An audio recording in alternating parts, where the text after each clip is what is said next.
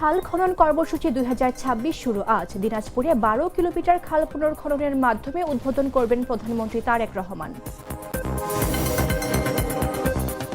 পর্দা নামল অমর একুশে বইমেলার। 17 দিনে প্রায় 17 কোটি টাকার বই বিক্রি, নতুন বই এসেছে 2007টি। উন্নত চিকিৎসায় সিঙ্গাপুর জেনারেল হাসপাতালের মির্জা আব্বাস রাখা হয়েছে আইসিইউতে।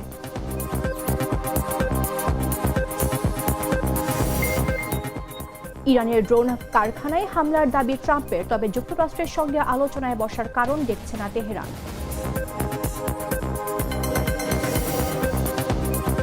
এবং পাকিস্তানের বিপক্ষে সিরিজে জয়ে টাইগারদের অভিনন্দন প্রধানমন্ত্রী। শ্বাসরুদ্ধকর ম্যাচে 2-1 ব্যবধানে সিরিজ জয়।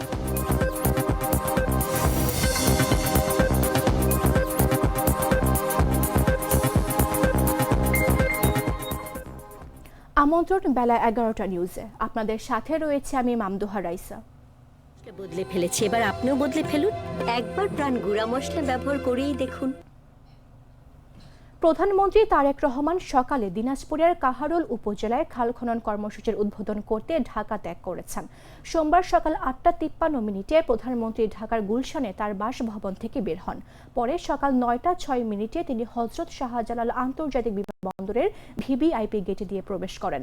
দিনাজপুরের কাহারোল উপজেলায় একটি খাল খনন কর্মসূচির উদ্বোধনে অংশ নেবেন প্রধানমন্ত্রী।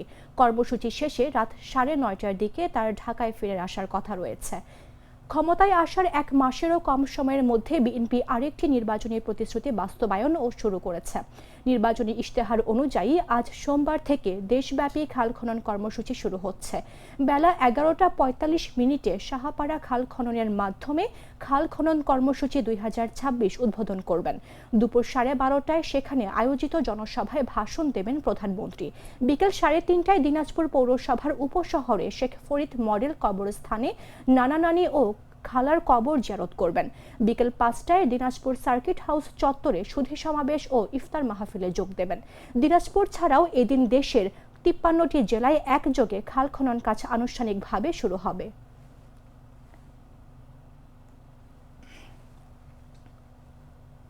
সাঙ্গ হলো বাঙালির প্রাণের উৎসব অমর একুশে বইমেলা 2026।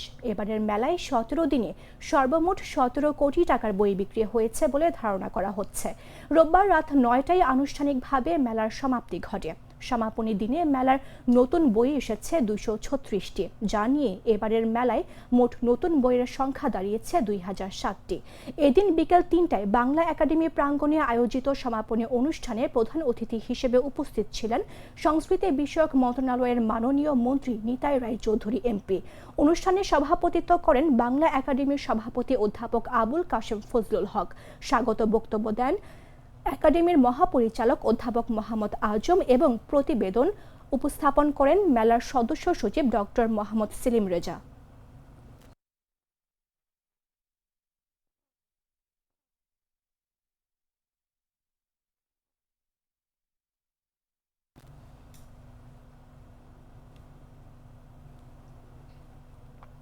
উন্নত চিকিৎসার জন্য প্রধানমন্ত্রীর রাজনৈতিক উপদেষ্টা ও বিএনপির স্থায়ী কমিটির সদস্য মির্জা আব্বাসকে সিঙ্গাপুরে নেওয়া হয়েছে। বর্তমানে তিনি সিঙ্গাপুর জেনারেল হাসপাতালের নিউরো সায়েন্সেস বিভাগের নিবিড় পরিচর্যা কেন্দ্রে তার চিকিৎসা চলছে বলে জানা গেছে।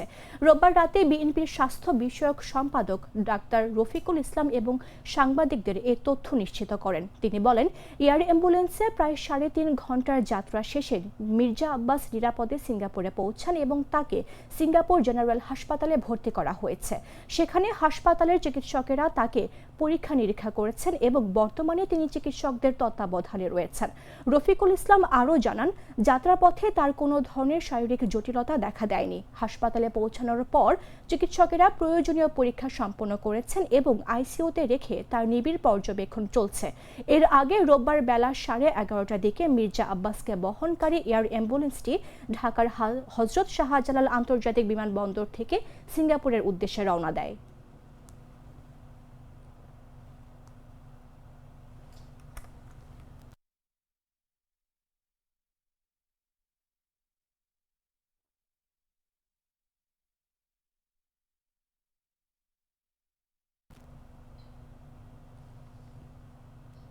পবিত্র ঈদ উল ফিতরের নামাজের জন্য প্রস্তুত প্রায় শেষ পর্যায়ে জাতীয় ঈদগাহ ময়দান। এবারও প্রধান জামাত অনুষ্ঠিত হবে সুপ্রিম কোর্ট প্রাঙ্গণের জাতীয় ঈদগাহে। মেম্বরে মেহরাব, পুরুষ ও নারীদের আলাদা প্যান্ডেল এবং আইন শৃঙ্খলা বাহিনীর মনিটরিং প্যান্ডেল তৈরি করা হয়েছে। মাঠের ভেতরে পানি নিষ্কাশনের জন্য ড্রেন, মশক নিধন কাজ ও লাইট ফ্যান স্থাপন প্রায় শেষ। নারীদের জন্য পৃথক গেট তৈরি এখনও বাকি। মিনার ও মেহরাব বরাবর সর্বোচ্চ 7টি খাটাল সহ মোট 16টি খাটাল বসানো হয়েছে। 25 রোজার মধ্যেই শুরু হওয়া প্যান্ডেল নির্মাণে 1.5 শতাধিক শ্রমিক কাজ করেছেন। ঢাকা দক্ষিণ সিটি কর্পোরেশন তত্ত্বাবধানে আব্দুল হক অ্যান্ড সন্স ও PR ইসলাম টেন্ডার অনুযায়ী কাজ করছে। জাতীয় ঈদগাহে প্রায় 1.5 লাখ মুসল্লি নামাজ পড়তে পারবেন, তার মধ্যে 5,500 নারী অংশ নেবেন। রাষ্ট্রপতি, প্রধানমন্ত্রী, মন্ত্রী ও কূটনৈতিকরা উপস্থিত থাকবেন। আবহাওয়া অনুকূলে থাকলে প্রধান জামাত অনুষ্ঠিত হবে এবং ধর্ম মন্ত্রণালয় সরকারি কর্মসূচি নিশ্চিত করবে।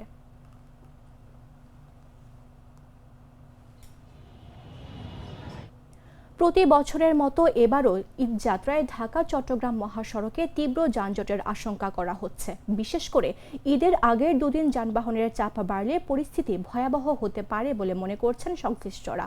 মহাসড়কের বিভিন্ন স্থানে অব্যবস্থাপনা, অবৈধ স্ট্যান্ড, বাজার ও চলমান সংস্কার কাজকে দায়ী করা হচ্ছে এই পরিস্থিতির জন্য।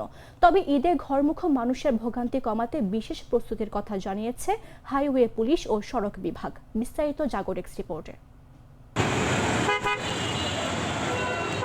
ঈদ এলেই ঘরমুখো মানুষের ঢল নামে দেশের অন্যতম ব্যস্ত সড়ক ঢাকা চট্টগ্রাম মহাসড়কে। রাজধানী থেকে কুমিল্লা, ফেনী হয়ে চট্টগ্রাম পর্যন্ত এই মহাসড়কেই চলাচল করে হাজার হাজার যানবাহন। কিন্তু অতিরিক্ত যানবাহনের চাপ, মহাসড়কের পাশে বাজার ও অবৈধ স্ট্যান্ড, যততত্র যাত্রী ওঠানামা এবং গাড়ি পার্কিংয়ের কারণে প্রতি বছরই এই সড়কে সৃষ্টি হয় দীর্ঘ যানজট। গোমতী সেতুর টোল প্লাজায় ধীরগতির যানবাহন এবং মহাসড়কের বিভিন্ন অংশে সড়ক ও জনপথ বিভাগের চলমান সংস্কার কাজ। ফলে ঈদ যাত্রায় আবারও দুর্ভোগের আশঙ্কা করছেন যাত্রীরা। গাড়ি অনেক গতিতে চলে আসে, এখানে খুব স্লো হয়ে আস্তে আস্তে মানে 4-5 কিলোমিটার স্পিডে আইসা আপনার তারপরে যায়। এখানে প্রচণ্ড পরিমাণে আর প্রচণ্ড আকারে মানে ঈদের মৌসুমে যদি এরকম রাস্তার কাজ হয় তাহলে তো অটোমেটিকলি জাম হবে। আর মনে করেন যে এখন তো যা অবস্থা আছে, আমার মনে হয় ঈদ শুরু হলে এখান থেকে গাড়ি ঘোড়া চলতেই পারবে না। যে অবস্থা হয়েছে, যে অবস্থা মানে গাড়ি ঘোড়া, রাস্তার কাজ, এগুলোর জন্য তো মানুষ আসলে নাভিশ্বাস হয়ে যাচ্ছে মানুষের। এবার ঈদ উপলক্ষে কুমিল্লার দাউদকান্দির বলদাখাল থেকে চট্টগ্রামের বারবকুণ্ড বাজার পর্যন্ত মহাসড়কের 27টি যানজট প্রবণ স্থান চিহ্নিত করেছে হাইওয়ে পুলিশ। এসব এলাকায় থাকবে বিশেষ নজরদারি।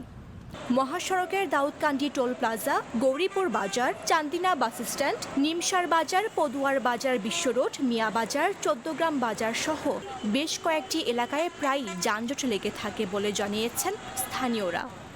অবস্থা আসলে খারাপ। আমি চান্দিনা থেকে দামে ভরে গাড়ি নিয়ে আস্তে আস্তে আস্তে করে এই পর্যন্ত আসছি। চিন্তা করা আমার প্রায় 2 ঘন্টা লাগছে এই পর্যন্ত আসছে। মানে আসলে এটা ঈদের মৌসুমে কাজ করাটা আসলে এটা বাঞ্ছনীয় না। মানুষের দোকান চড়ানো উঠে গেছে, ঈদের মধ্যে আরো বেশি হবে। ঈদের মধ্যে আরো ভোগান্তি হয়। মানুষ মনে করেন যে ঘন্টা 3 ঘন্টা মানে কুমিল্লা এলাকা পার হতে পারবে না। আমরা চিঠি যাত্রী, আমরা এখান থেকে যাইতে আমাদের কুমিল্লা বিশ্বর পাড়িতে আমাদের 2-3 ঘন্টা সময় লেগে যায়। এখানে ধরেন যে এখন ঈদের মৌসুম জাম লাগবে স্বাভাবিক, রাস্তার কারণে গাড়িটা গতিতে নামে জাম লাগে। আর আবার লাগবো ঈদের মৌসুমে জাম লাগবে, কিন্তু দাম আমার পাঁচটা হয়ে গেছে। 2-3 দিনের ভেতরে রাস্তাটা ক্লিয়ার করবো এটা, আর এই পাঁচটা ধরলে ঈদের পথ। ঈদে ঘরমুখো মানুষের বিড়ম্বনা কমাতে পরিবহন মালিক শ্রমিকদের সঙ্গে একাধিক বৈঠক করা হয়েছে বলে জানিয়েছে হাইওয়ে পুলিশ। পাশাপাশি মহাসড়কের পাশে অবৈধ স্থাপনা উচ্ছেদ এবং যততত্র যাত্রী ওঠানামা বন্ধে নেওয়া হয়েছে কঠোর পদক্ষেপ। দাউদকান্দি থেকে মিয়া বাজার পর্যন্ত যে কুমিল্লা অংশটা, এখানে যে কটা থানা আছে ততটা কিউআরটি টিম থাকবে। পাশাপাশি আমাদের অফিস থেকে অতিরিক্ত আরো একটা টিম থাকবে, মোট 5টা টিম থাকবে। মহাসড়কের নিরাপত্তা নিশ্চিত করার জন্য আমরা সবাই কাজ করে যাচ্ছি। আমরা জানি মহাসড়কে কিছু চ্যালেঞ্জ থেকে যায়, আমাদের অল্প সময়ে বহু রকম গাড়ি এবং যাত্রী মহাসড়কে আমরা নিজ নিজ গন্তব্যের উদ্দেশ্যে রওনা করি। এই সময়টাতে রাস্তাটাকে নিরাপদ রাখা, নির্বিঘ্ন রাখা, এটা আমাদের একটা বড় একটা চ্যালেঞ্জ। আমরা ইতিমধ্যে গুরুত্বপূর্ণ যে সমস্ত জায়গায় যানজট হয়ে থাকে সাধারণত সেই সমস্ত জায়গায় আমরা ভাসমান দোকানগুলো, অবৈধ স্থাপনাগুলো এগুলো উচ্ছেদ করেছে এবং এটা অব্যাহত আছে। এদিকে সড়ক ও জনপথ বিভাগ বলছে, মহাসড়কের যেসব স্থানীয় সংস্কার কাজ চলছে সেগুলো ঈদের আগেই চলাচলের উপযোগী করে তোলার নির্দেশ দেওয়া হয়েছে। ঈদ যাত্রায় দুর্ভোগ কমাতে নেওয়া এসব উদ্যোগ কতটা কার্যকর হয় এখন সেটাই দেখার অপেক্ষা ঘরমুখ মানুষের। মামদুহা রাইসা, জাগো নিউজ।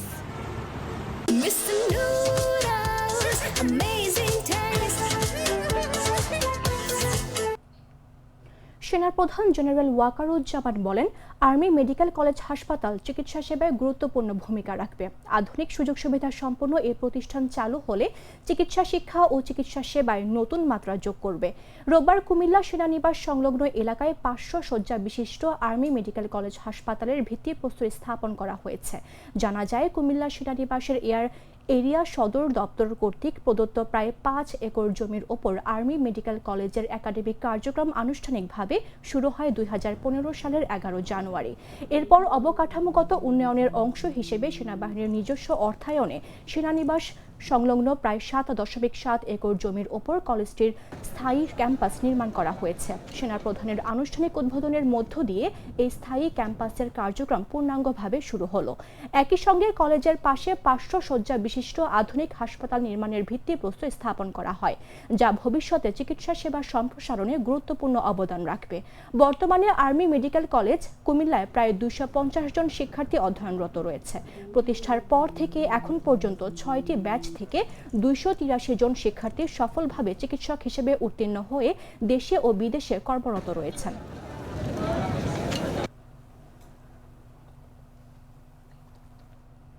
ইসলাম ছাত্র শিবিরের সেক্রেটারি জেনারেল শিবগাতুল্লাহ শিবগা বলেছেন, আমরা ধরে নিতে চাই স্বরাষ্ট্রমন্ত্রী যে বক্তব্য দিয়েছেন এটা বিক্ষিপ্ত বক্তব্য। এই বক্তব্যের সঙ্গে সরকারি এবং বিরোধী দল সবাই দ্বিমত পোষণ করবে বলে বিশ্বাস করি। ছাত্র জনতার চাওয়াগুলো বাস্তবায়িত হবে বলে বিশ্বাস করি। যদি কেউ বাস্তবায়ন করতে গড়িমসি করে, ছাত্র জনতা আদায় করে নেওয়ার জন্য প্রস্তুত থাকবে। সংসদে বিরোধী দল কাউন্টার দিয়েছে, এর জন্য বিরোধী দলকে স্বাগত জানাই। রোববার নারায়ণগঞ্জের সরকারি তোলারাম কলেজে আয়োজিত এক ইফতার মাহফিলে সাংবাদিকদের প্রশ্নের উত্তরে তিনি এসব কথা বলেন। এদিন সরকারি তোলারাম কলেজের মাঠে মাদুর পেতে এই ইফতার মাহফিলের আয়োজন করা হয়। আমরা বর্তমান সরকারকে গণভোটের যে রায় বাস্তবায়ন, এই জায়গায় তারা গড়িমসি করতেছে। তো আমরা মনে করি যে এখনো আমাদের দেশের 2-1 ব্যক্তি বক্তব্য দিয়েছে, কারণ জুলাই বিপ্লবের আমরা দেখেছি বর্তমান যিনি প্রধানমন্ত্রী তিনিও কিন্তু হায়ের পক্ষে মতামত দিয়েছিলেন এবং হায়ের পক্ষে উনি ভোট চেয়েছিলেন। তো এই জন্য এটা যেহেতু স্বরাষ্ট্রমন্ত্রী বক্তব্য দিয়েছে, আমরা এটা ধরে নিতে চাই যে ওটা ওনার বিক্ষিপ্ত বক্তব্য। এই বক্তব্যের সাথে সরকারি দল এবং বিরোধী দল সবাই আসলে দ্বিমত পোষণ করবে বলে আমরা বিশ্বাস করি।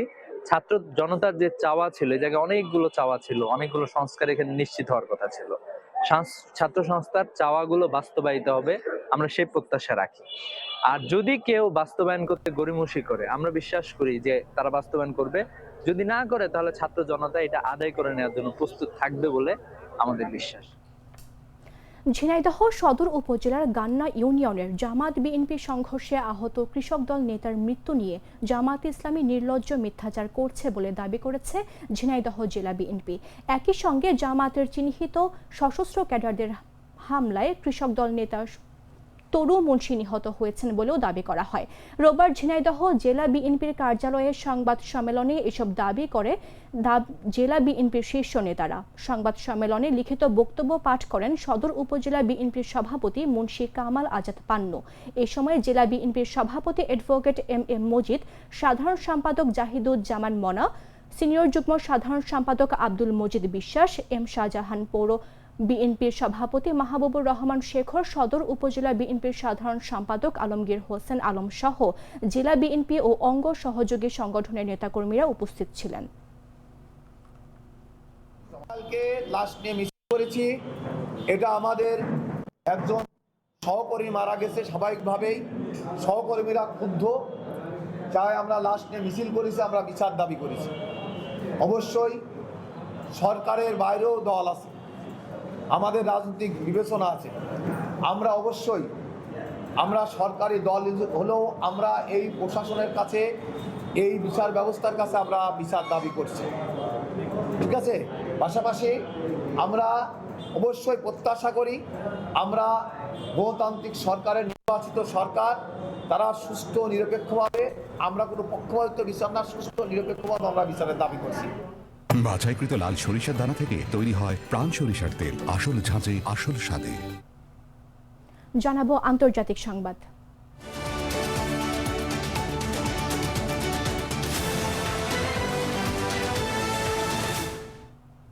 মার্কিন প্রেসিডেন্ট ডোনাল্ড ট্রাম্প বলেছেন যুক্তরাষ্ট্র ইরানের ড্রোন কারখানাগুলোতে হামলা চালিয়েছে। এয়ারফোর্স ওয়ানে সাংবাদিকদের সঙ্গে আলাপকালে এ কথা জানান তিনি। খবর আল জাজিরার। ট্রাম্প বলেছেন যুক্তরাষ্ট্র এমন জায়গাগুলোতে আক্রমণ করছে যেখানে ইরান আমেরিকা এবং ইসরায়েলের বিরুদ্ধে আক্রমণ চালানোর জন্য ড্রোন তৈরি করছে। তিনি বলেন ইরানের কাছে খুব কম অস্ত্রশক্তি অবশিষ্ট আছে, আমরা তাদের উৎপাদন ক্ষমতা ধ্বংস করে দিয়েছি। ট্রাম্প আরও বলেন একইভাবে ড্রোন অনেক কমে গেছে, তাদের যা আছে তা প্রায় 20%। গতকাল পর্যন্ত আমরা এমন জায়গাগুলোতে আঘাত করেছি যেখানে তারা এগুলো তৈরি করে।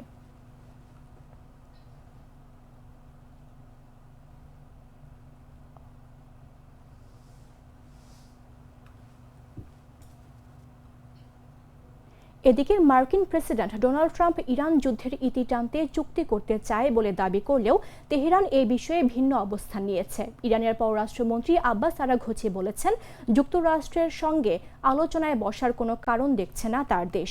রোববার সম্প্রচারিত সিবিএস টেলিভিশনের অনুষ্ঠান ফেস দ্য নেশনে দেওয়া এক সাক্ষাৎকারে আরাঘচি বলেন ইরান আলোচনায় আগ্রহী নয়, আমরা যথেষ্ট স্থিতিশীল ও শক্তিশালী, আমরা শুধু আমাদের জনগণকে রক্ষা করছি। আরাঘচি বলেন আমরা বুঝতে পারছি না কেন আমাদের আমেরিকানদের সঙ্গে কথা বলা উচিত, কারণ আমরা যখন তাদের সঙ্গে আলোচনা করছিলাম তখনই তারা আমাদের উপর হামলা চালানোর সিদ্ধান্ত নিয়েছিল।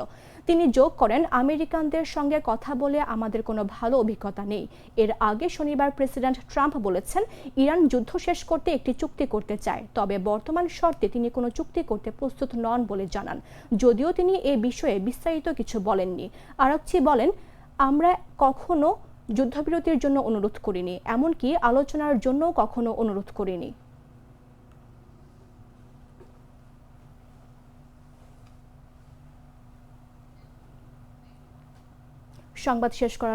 সংবাদ শেষ করছি খেলার খবর জানিয়ে।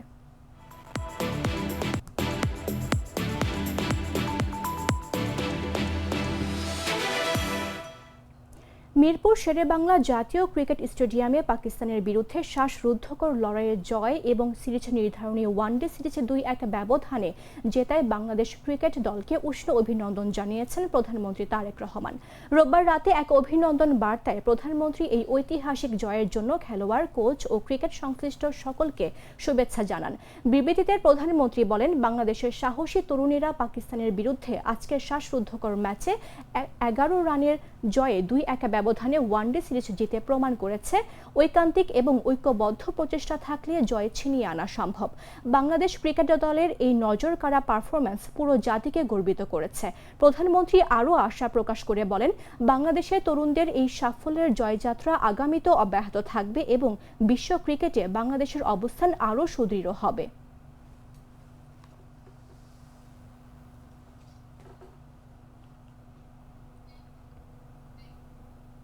সংবাদ শেষ করার পূর্বে শিরোনামগুলো জানিয়ে দিচ্ছি আরও একবার।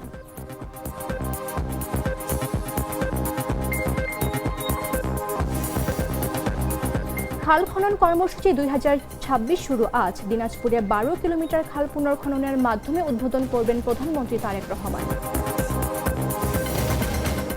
পর্দা নামলো অমর 21 বই মেলার। 17 দিনে প্রায় 17 কোটি টাকার বই বিক্রি, নতুন বই এসেছে 2007টি। উন্নত চিকিৎসায় সিঙ্গাপুর জেনারেল হাসপাতালে মির্জা আব্বাস রাখা হয়েছে আইসিইউতে।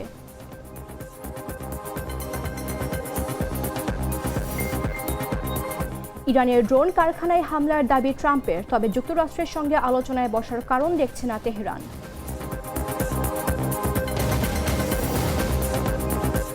এবং পাকিস্তানের বিপক্ষে সিরিজ জয়ে টাইগারদের অভিনন্দন প্রধানমন্ত্রী। শ্বাসরুদ্ধকর ম্যাচে 2-1 ব্যবধানে সিরিজ জয়।